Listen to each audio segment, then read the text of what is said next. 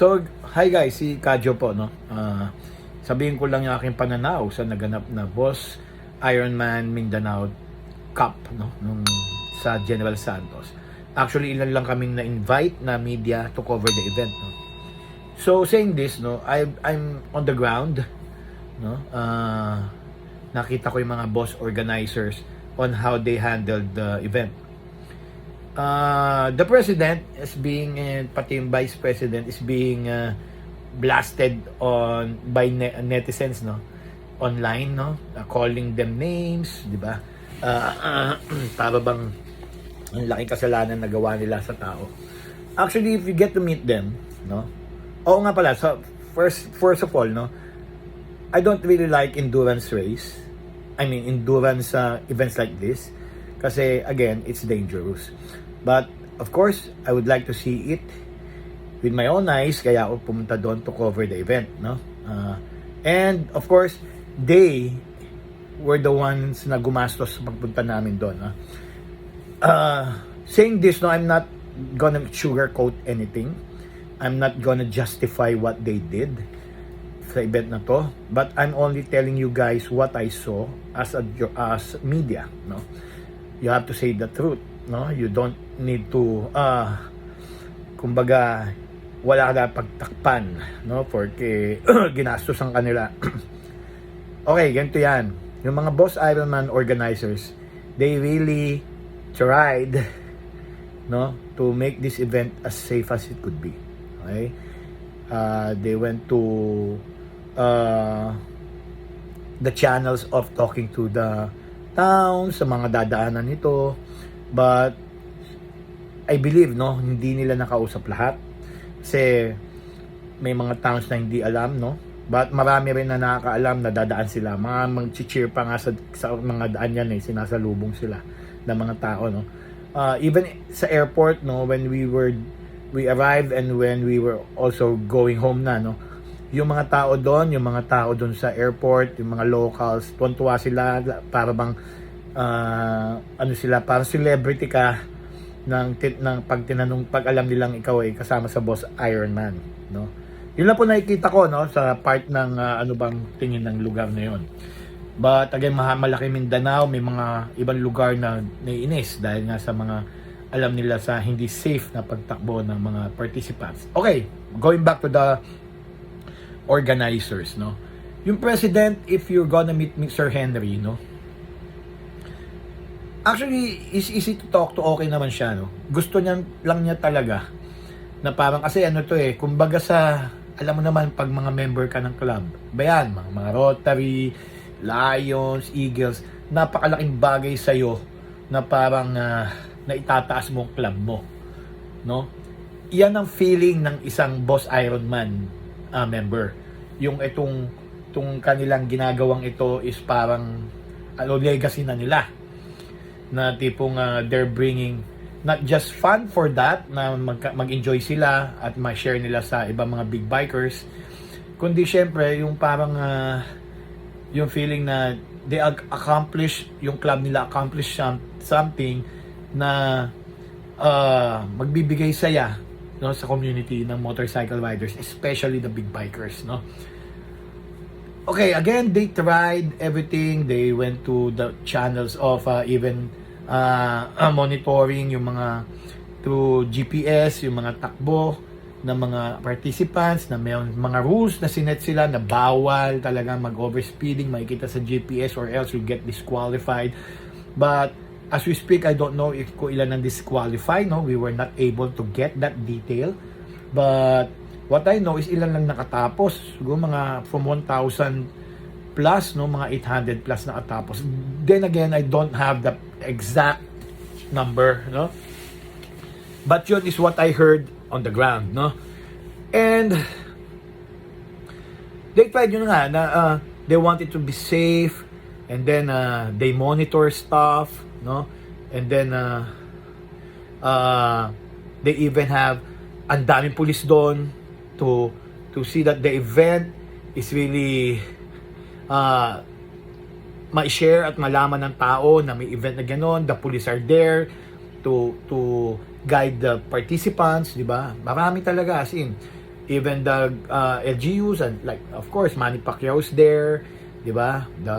Yung mga iba pang towns na nag-welcome sa kanila sa Dipolog, no? Andun lahat ng yung mga political, yung mga mayors, ganyan, no? Yung talagang ano siya, talagang pinaghandaan ng probinsya. But may mga probinsya o may mga cities or may mga lugar na hindi nagustuhan, like Kidapawan, no? Kasi makikita nyo naman, maraming videos na lumutang talaga, na talagang maraming pasaway na participants. When it comes to the organizing, no, okay naman yung nagawa nilang steps, eh. Like yung imbis na 24 hours, naging 36 hours. So walang night riding, so dapat umalis sila madaling araw hanggang dapat 12, nandun na sila sa Dipolog, which is approximately 600 kilometers, no. Umalis sila mga 4 AM. So talagang hindi inano nila na ganun kahaba yung time makarating doon, no, para makita pa nila yung tanawin habang bumabiyahe sila. Okay, and pagdating doon, syempre mandatory na magstay, matutulog para kinabukasan madaling araw biyahe ulit pabalik ng Jensen. Yun ang basically yung practically how they want the event to happen, no. But in my observation, kahit na yun ang organizers, yun ang gusto mangyari, makikita mo sa ibang participant, not all, no, but ibang participants, yung adrenaline. Talagang kahit na 36 hours yan, no, 24 hours supposedly for the total run and 36-hour duration of the whole adventure, yung adrenaline nung iba talaga, sa starting pa lang, may halos magtamaan na sila. Siguro excited, no, yung dugo nagpa-pump, ganyan, no, adrenaline nga eh. So doon pa lang nakita ko na mukhang may something na mangyayari, na wag naman, no. Ayun na nga. So talagang big bikes yan eh. What do you expect from big bikes? Fast motorcycles yan, malalakas makina niyan. Ikaw ba open roads, kasi malawak talaga ang mga kalsada sa General Santos going to Dipolog. Napakalawak na yung kalsada. Sa tingin mo, di ka magmamatulin doon, lalo na ang lakas ng makina ng sasakyan mo. And kahit na ma-open yung mga highways, may mga small towns din naman na talaga masisikip, ginagamit pa rin kasi ng publiko yan. Livelihood, daily na mga taong local yan, yung mga daan na yan. So kahit sinabi mo pa na may event na ganyan, dadaan dyan ng mga tao. At sa tingin mo ba, lahat ng tao alam yan na may event, diba? Kaya nga nagkaroon ng disgrasya. To be fair, unang call pa lang, nandun kami. May call na sa president na may nadisgrasya. Galit na galit ang presidente noon. Kasi yung minor lang naman, yung una, member kasi nila. So galit na galit siya. So makikita mo sa kanila na talagang they don't want anything bad to happen. Okay? But maybe overshadowed with that thought, yung talagang yung feeling nila, okay na tong ginawa nilang to, na magiging okay to, tourism ng dating nito, touring lang dating nito. Yung talaga nasa isip nila na, this will be successful, magiging, kasi inayos na natin yung rules, ginawa natin 36 hours, ginawa natin touring, hindi rin mangyayari pala. So, yun na, ang dami ng mga dumadating sa aming reports, no? Actually, on the ground, nalalaman lang namin yung mga aksidente to Facebook. We're not getting it from them. But, to be fair, we're not always with them. Diba? Late na nung siguro yung Thanksgiving, nila sa club. Doon na namin nalaman yung mga nangyari na pangit, no? Okay?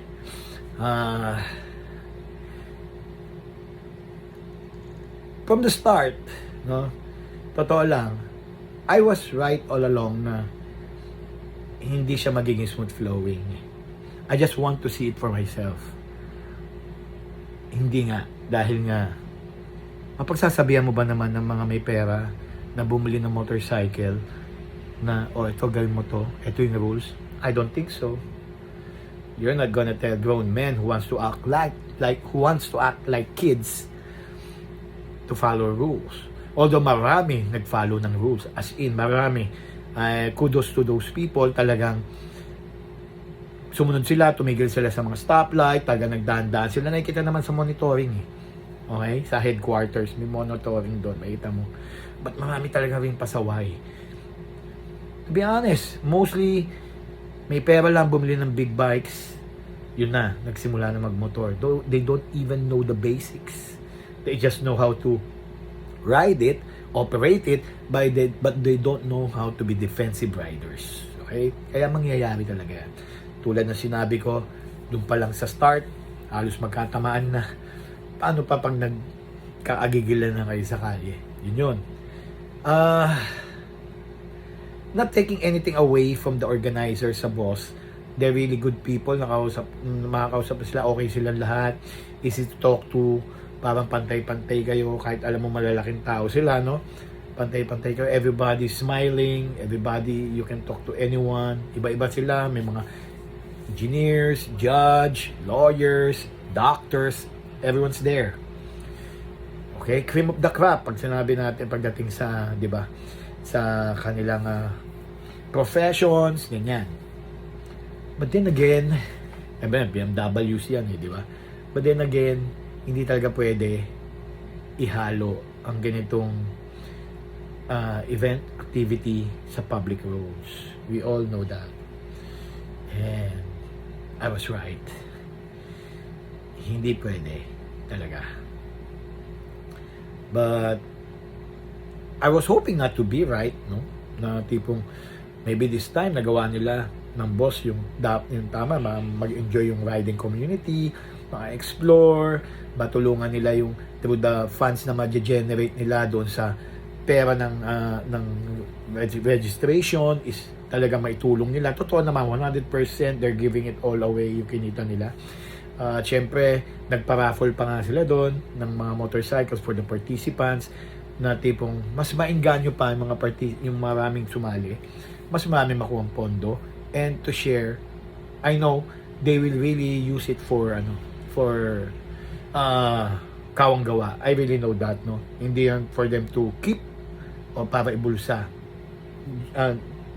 Being with them, you know na hindi gagawin yun. Barya lang yun sa kanila. Pero mga yun. Anyways, yun nga, ang aking masasabi lang is there's no place for endurance challenges like this sa ating public roads, most especially with powerful motorcycles and blasting motorcycle riders. Marami kasi talagang egoistic na mga sumali. Apakadami. But again, I'm not gonna take away yung fun and yung accomplishments ng mga nakatapos na talagang ginawa sa tamang paraan. Marami doon talagang tulad ni Boss Tay, no, dating president ng BMW Honor Society. Tama nga naman yung sinabi niya na para 75 years old siya, I believe, na tipong paano ka tatagal sa pagmamotor is huwag ka maging kamote mag-ride. Marami sa kanila ang safe talaga mag-ride. Yun lang, inopen kasi nila sa public ang endurance ride na to. So marami sumali na mga kamote. Okay? At kahit na hindi pa rin talaga dapat sa public roads. Kasi makikita na dito yung entitlement pag dumaan ka, di ba? Hindi pwedeng hindi masabi ng mga tao yan sa kanila. Okay? Siyempre, pinapakita doon na look at us. We can do this shit with our beautiful, awesome BMW motorcycles and bigger motorcycles, high-end. Okay? Yun, again, yun lang po ang aking pong reaction, no, covering the event. And I would like to thank the boss organization for having us, no? And Again, I would like to tell them all na ride safe and please think it over. Wag na muna po natin ilagay sa kalye ang Boss Ironman. It has already served this time. Ang dami ng Ironman na naganap. Tama na po yun. Okay? Kung may gagawin pa po kayong event, siguro yung something safer na lang, like yung mga dami naman safe na events na nangyayari, mga amazing ride na tipong walang time constraint, diba? Yung mga tipong mag-ride lang papunta doon, lahat sabay-sabay, pwede man ganun na lang. Kasi when you're opening something with time involved, hindi pwedeng hindi magkaroon ng pagmamadali. Yun! Okay? Dito po ako sa aking kwarto ng mukhang beer house. Yun lang po, no? So again, hope sa mga aksidente at sa pamilya na nawala, sana makapag-cope kayo. Siyempre gumaling na, mag-heal na yung mga nasaktan.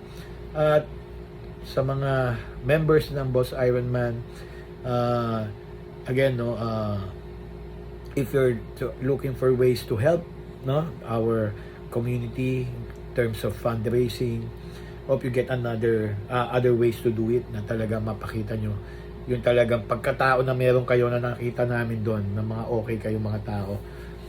Siguro ito lang yung nagawa nyong hindi. Na kahit na anong gusto nyo pang gawin siyang safe and to boost the economy when it comes to tourism, it will never happen in an endurance ride. Okay? Yun na po. And sa akin po sa akin po followers po ng aming pong media channel, hope you understand na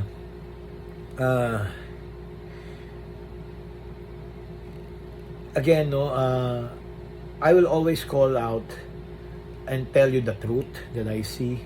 I will never ever sugarcoat anything. Wala akong pagtatakpan kahit sino, kahit pa maging client ko yan at binabayaran ako. I will tell what I see. But then again, that's just my opinion, my side of the story when I say something. But I will always be assuring you that it's the truth. Ayun na po. Ako po si Kadyo. See you guys next time.